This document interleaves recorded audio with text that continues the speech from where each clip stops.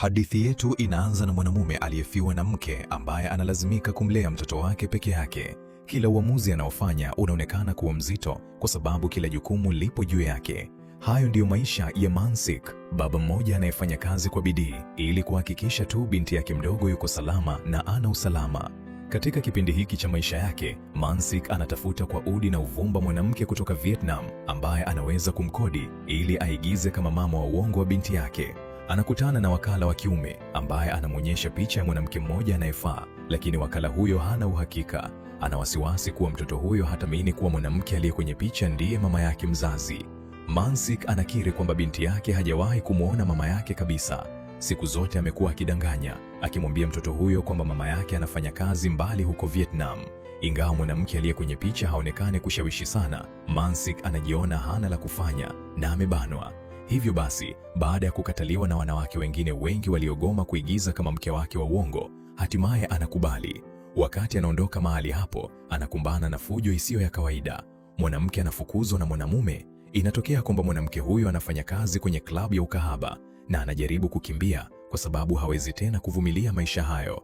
Mansik anaingilia kati na kujaribu kumzuia mwanamume huyo. Anamwambia asimfanyie ukatili mwanamke huyo, lakini mwanamume huyo anampuuza na anakuwa mkali zaidi.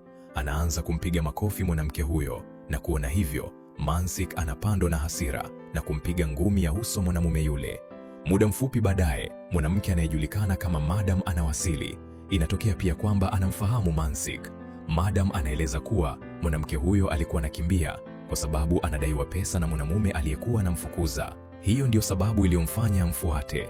Mansik anajibu kwa utulivu kwamba kama kuna tatizo, wanapaswa kutoa taarifa polisi na sio kutatua jambo hilo kwa ukatili. Hata anasema kwamba ikiwa alichokifanya ni kibaya, yuko tayari naye pia aripotiwe polisi. Kisha anaondoka zake, huku akiwa tayari anajuta kwa nini amejiingiza kwenye matatizo kama hayo. Baada ya hapo, anaenda kwenye saluni kumchukua binti yake Yena. Sura yake yenye uchangamfu na furaha inaonyesha ni kwa kiasi gani Mansik anampenda kwa dhati. Wakiwa njiani kurudi nyumbani, Yena anaendelea kuuliza ni lini mama yake atarudi, kwa nini anaonekana kuridhika kufanya kazi huko Vietnam, na kama kweli anampenda. Kila jibu linalotoka kinywani mwa Mansik ni uongo, lakini anajiambia moyoni kuwa anafanya hivyo kwa faida ya mtoto wake. Anamhakikishia kuwa mama yake atarudi nyumbani siku moja, na kwamba jambo hilo likitokea, Yena hatimaye ataweza kusajiliwa kwenda shule. Usiku huo, Mansik anakaa chini na kaka yake mkubwa Chansu kwa ajili ya mazungumzo mazito. Chansu anauliza kama kumwoa mwanamke wa Vietnam kwenye makaratasi tu ndio chaguo bora zaidi. Mansik anaeleza kuwa anapanga tu kufanya ndoa ya kisheria kwenye makaratasi na kuazima jina la mwanamke huyo ili aweze kumtengenezea Yena cheti sahihi cha kuzaliwa. Kwa njia hiyo, jina la mama yake litaandikwa rasmi hapo. Chansu kisha anauliza kama mwanamke anayemkodi amekubali makubaliano hayo. Mansik anasema kwa kujiamini kuwa atakubali kwa sababu anapanga kumlipa won milioni 20. Kusikia hivyo, mke wa Chansu hawezi kuficha kutosheka kwake na hasira yake. Kwake yeye, Mansik anaonekana amepoteza mwelekeo kwa kufikia hatua hii, na hawezi kuelewa kwa nini asitafute tu mke halisi na kuanza maisha upya vizuri. Kule kwenye nyumba ya ukahaba, yule mwanamke wa mapema Mihi anafokewa na Madam. Wakati akilalamika, Madam anaanza kuzungumza kumhusu Mansik. Anakiri kwamba kiuhalisia anamwogopa mwanamume huyo kwa sababu kwenye mji huu yeye ni mmoja wa watu wanaoheshimika zaidi. Ingawa anahangaika kiuchumi na hana pesa, ana roho ya ukarimu kwa kila mtu. Kusikia hivyo, Mihi anapatwa na shauku ya kutaka kujua kama kweli ni maskini, kwa nini anakuwa mwema sana kwa wengine. Madam anakosa jibu na anaamua tu kukwepa swali hilo. Asubuhi iliyofuata, kwenye nyumba yake ndogo na ya hali ya chini, Mansik anaanza siku yake akiwa tu na binti yake pamoja na nguruwe wao wa kufugwa anayeitwa Dongsi. Yena anajiandaa kutoka nje kwenda kucheza, wakati Mansik akiendelea kuanika nguo kwa furaha. Ghafla, Mihi anatokea nyumbani kwake kwa lengo tu la kuomba radhi kwa yaliyotokea siku iliyotangulia. Wakati huo huo, Yena anakuwa anacheza na binamu yake Minjun. Binamu yake anamfanyia mzaha na kumwambia kuwa baba yake ni mwongo. Yena anakataa kuamini jambo hilo na kusisitiza kwa kiburi kwamba familia yao kiuhalisia ni tajiri sana. Kule nyumbani, Mansik anapokea simu kutoka kwa Sungso. Anamwambia kuwa yule mwanamke wa Vietnam amebadili mawazo na hataki tena kuigiza kama mama wa Ye Na. Taarifa hizi zinamgonga mwanaume huyo vibaya sana, kwa sababu muda wa usajili wa shule unakaribia na cheti cha kuzaliwa hakiwezi kufanyiwa kazi bila makaratasi ya ndoa. Mi Hee anaona jinsi Mansiki alivyochanganyikiwa na anaendelea kuuliza nini kimetokea. Hata anamshika mkono kwa namna ya utani inayomfanya mwanaume huyo azidi kupatwa na taharuki. Muda mfupi baadaye, Ye Na anarudi nyumbani na kumwona baba yake akiwa amesimama karibu sana na Mi Hee. Kwake yeye, picha hiyo inaonekana kama mapokezi ya uchangamfu ya mama ambaye hatimaye amerudi nyumbani. Anakimbilia moja kwa moja kwenye mikono ya Mi Hee na kumkumbatia kwa nguvu sana. Licha ya Mansiki kusisitiza kuwa Mi Hee sio mama yake, Ye Na anakataa kabisa kumwachia na anaporomoka kwa kilio. Hali inazidi kuwa ngumu na ya kuvurugika. Mansiki anamfungulia siri kaka yake Chanso, akimweleza kuwa sasa hivi Ye Na anaamini Mi Hee ndiye mama yake, wakati yule mwanamke aliyemkodi mwanzoni amejitoa. Anahofia kuwa huenda Mi Hee anajifanya tu kuwa mwema kwa sababu anafanya kazi kama mhudumu wa mgahawa na huenda haelewi kikamilifu nini kinaendelea. Chanso anamkabili na kumwambia kuwa hata yule mwanamke wa Vietnam naye ameshafuta makubaliano. Kisha katika wakati huo huo, Mi Hee anatokea. Chanso anauliza kama jambo hili bado linaonekana kama kuigiza. Kwake yeye, hii inaweza ikawa ni bahati nzuri iliyowafikia. Baadaye siku hiyo, Mansiki anaporudi nyumbani, anamkuta Ye Na akiwa amelala kwenye mikono ya Mi Hee. Mi Hee anajaribu kuondoka, lakini anasimama na kurudi tena ndani, akiwa hana uhakika wa nini chafanya. Akigundua jinsi hali ilivyobadilika sana, Mansiki anaamua kusema ukweli. Anafafanua kuwa mwanamke aliyemkodi amejitoa, na kwa kuwa Ye Na sasa anaamini Mi Hee ndiye mama yake, anataka kumwomba Mi Hee achukue jukumu hilo kwa muda. Mi Hee anakataa mara moja. Anajisikia amedhalilishwa na kuumizwa. Anaweza akawa hana maisha yaliyopita yaliyokamili, lakini yeye sio mwanamke wa namna hiyo.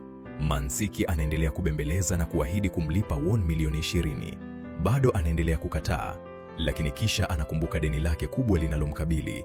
Jukumu hili linaweza likawa ndiyo njia pekee ya kumweka huru kabisa na deni hilo. Baada ya kusita kwa muda mrefu, hatimaye anakubali. Kwa uamuzi huo, deni lake linafutwa, na kwa mara ya kwanza baada ya muda mrefu, Mi Hee hatimaye anaweza kuishi bila hofu inayomvizia juu ya kichwa chake. Asubuhi iliyofuata, Ye Na anajawa na msisimko na furaha kubwa. Leo ndiyo siku anayoamini kuwa mama yake hatimaye atarudi nyumbani kuishi nao. Lakini kuna tatizo moja linalojitokeza. Madam anakataa kumwachia Mi Hee mpaka Mansik amlipe won milioni 1. Akitamani kitu kingine chochote zaidi ya furaha ya binti yake, Mansik anasaini hati inayotangaza kuwa Mi Hee yuko huru kutoka kwa madam, na kisha anamkabidhi pesa hizo. Mansik na Ye Na wanasubiri nje wakati Mi Hee akifunganya vitu vyake. Anapochukua muda mrefu sana, Mansik anamuita. Inatokea kwamba kiuhalisia alikuwa anapanga kutoroka na kukimbia zake, lakini Ye Na akiwa na shauku kubwa ya kumwona mama yake, anakimbilia ndani na kukwaza mpango huo wa kutoroka. Huku mpango wake ukiwa umeharibika, Mi Hee anaondoka nao kwa shingo upande, sura yake ikiwa ya ubaridi na isiyo na utayari. Wanapowasili nyumbani, Mansik anajaribu kuheshimu wakati huo kwa kumtambulisha kwa mababu zake waliotangulia. Kila picha iliyoko ukutani inaonekana kufanana kabisa, jambo linalomfanya Mi Hee ajisikie asiye na amani zaidi. Akiona kutosheka kwake, Mansik anamwambia Ye Na kwa haraka kwamba mama yake amechoka tu. Ye Na anabaki kuwa mchangamfu na anaendelea kumvunua bila kuuliza maswali. Baadaye usiku huo, Mi Hee anaishia kulala usingizi mzito wa amani kabisa, kitu ambacho ni nadra sana kukipata kwenye maisha yake. Anapozinduka, nyumba nzima imetawaliwa na utulivu. Kwake yeye, huu unaonekana kuwa wakati mzuri kabisa wa kutoroka tena. Ananyatia taratibu kuelekea mlangoni, lakini pale tu anapochungulia nje, anakutana uso kwa uso na Mansik ambaye naye alikuwa anachungulia upande ule ule. Kwa mshtuko, wote wawili wanaishia kukabiliana. Mansik anasisitiza kwamba hakuwa anamfanyia ujasusi, alitaka tu kumwamsha kwa ajili ya chakula cha jioni kwa sababu alikuwa hajala mchana mzima. Usiku huo, Mi Hee anauliza Ye Na yuko wapi, akichanganyikiwa na jinsi nyumba inavyoonekana kuwa na utulivu mkubwa. Mansik hamjibu kitu, badala yake anamkabidhi fomu ya ndoa na kumwomba aijaze. Mi Hee anashauri kwa haraka wafanye hivyo asubuhi iliyofuata, lakini alikuwa anatafuta tu mbinu ya kupoteza muda, akitumaini kupata nafasi nyingine ya kuteleza na kutoroka.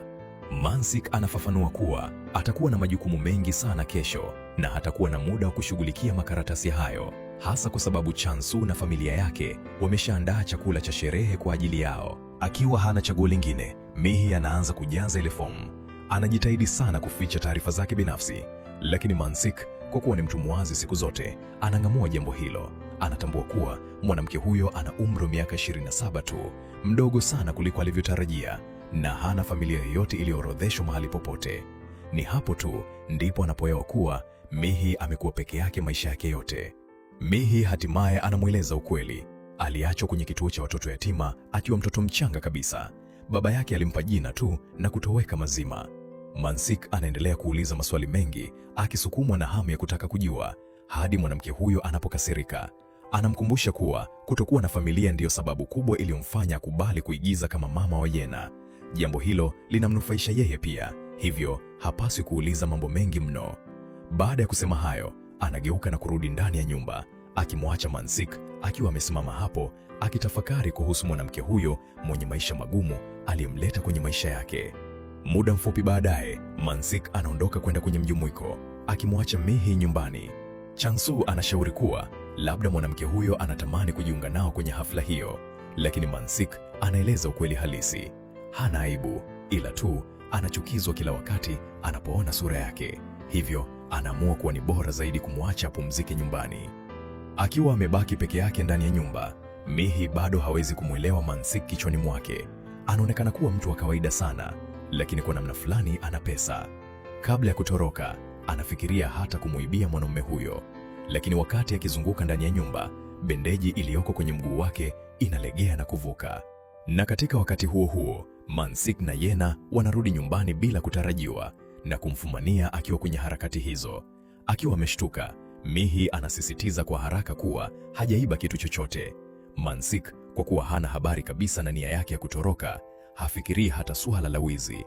Badala yake, anaona mguu wake uliojeruhiwa na kudhani kuwa alikuwa anatafuta tu sanduku la huduma ya kwanza.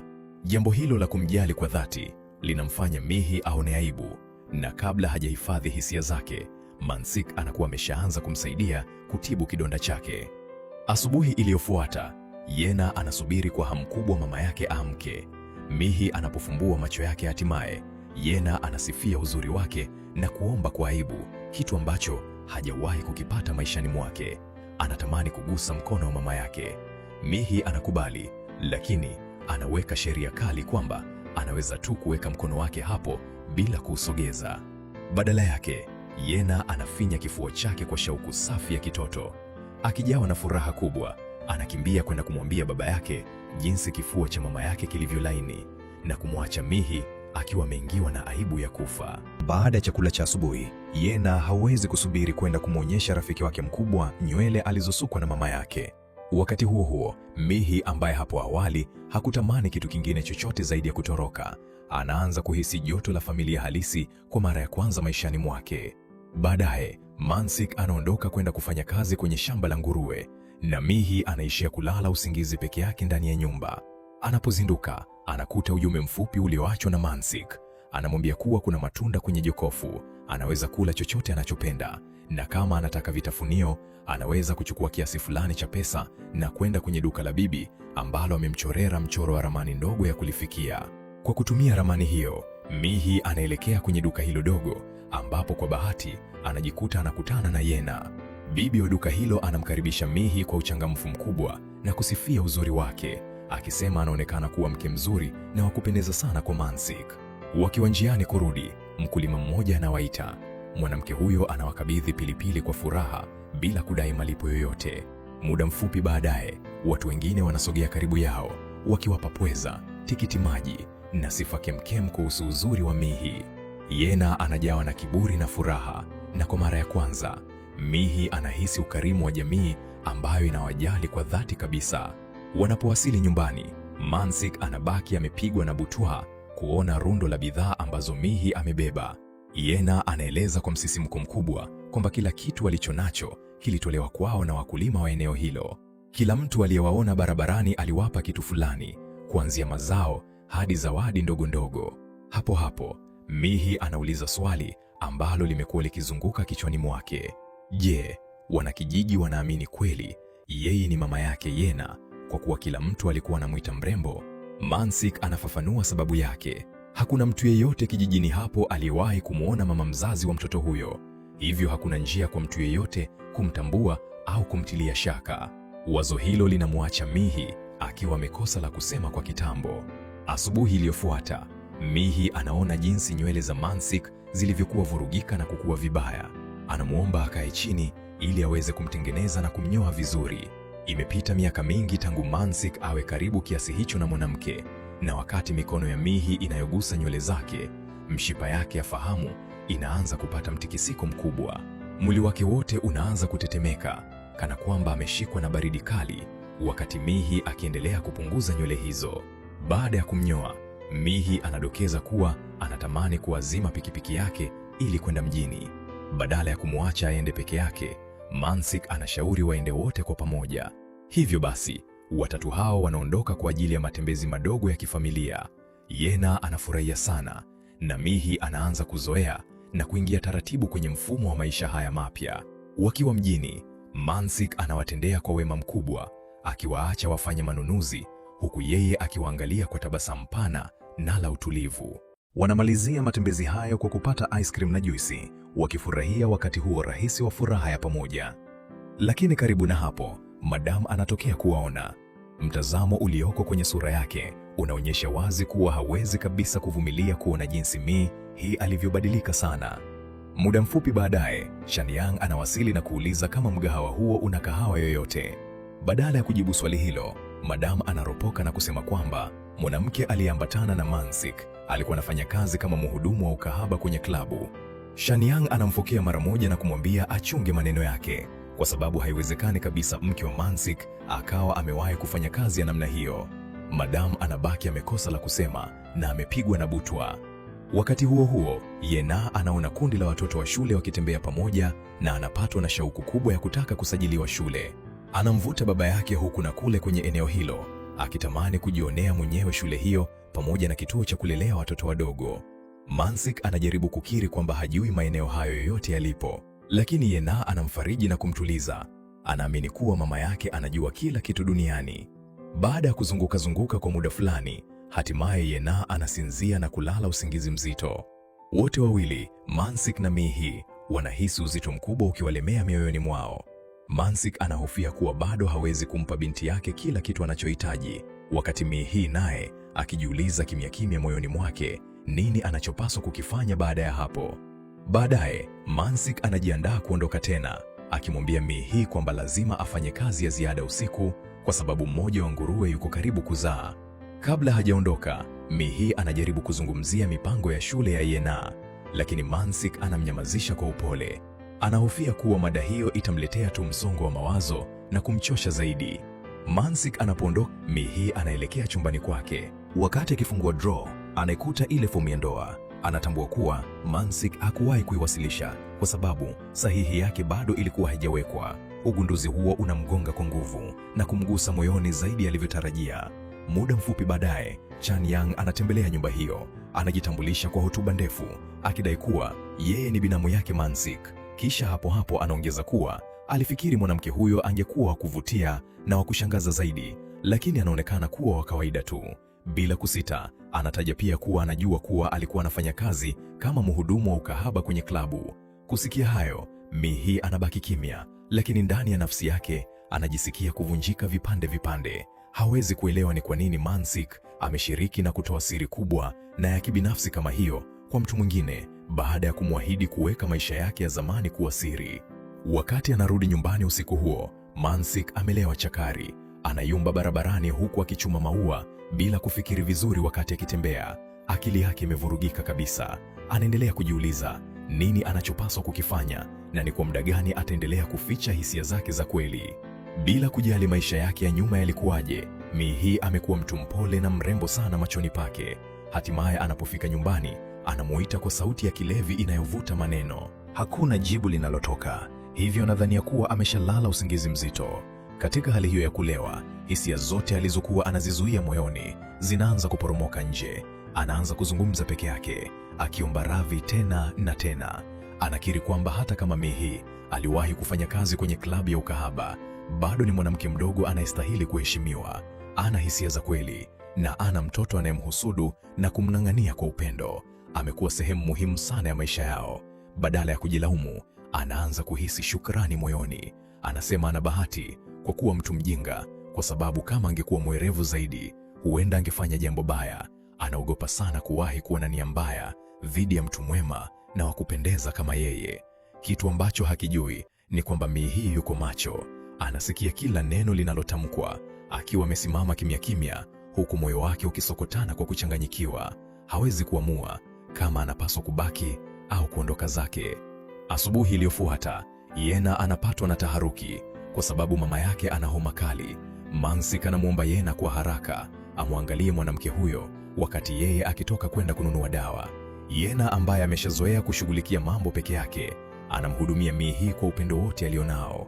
Anamsomea hadithi inayohusu mama ndege anayemlinda mtoto wake, na katika wakati huo Mihii anashindwa kujizuia na kuporomoka kwa machozi. Anajua hawezi kubaki upande wa Yena milele.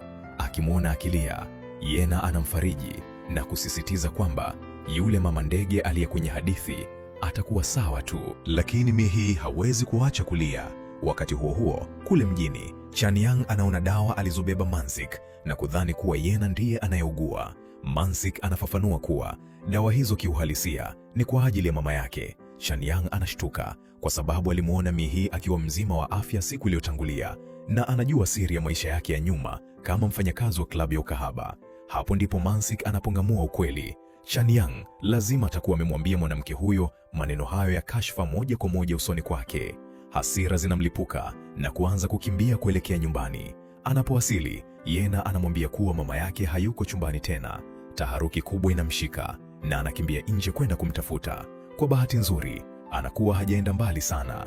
Mansik anamweleza mara moja kuwa madamu ndiye alimwambia Chanyang kuhusu maisha yake ya zamani.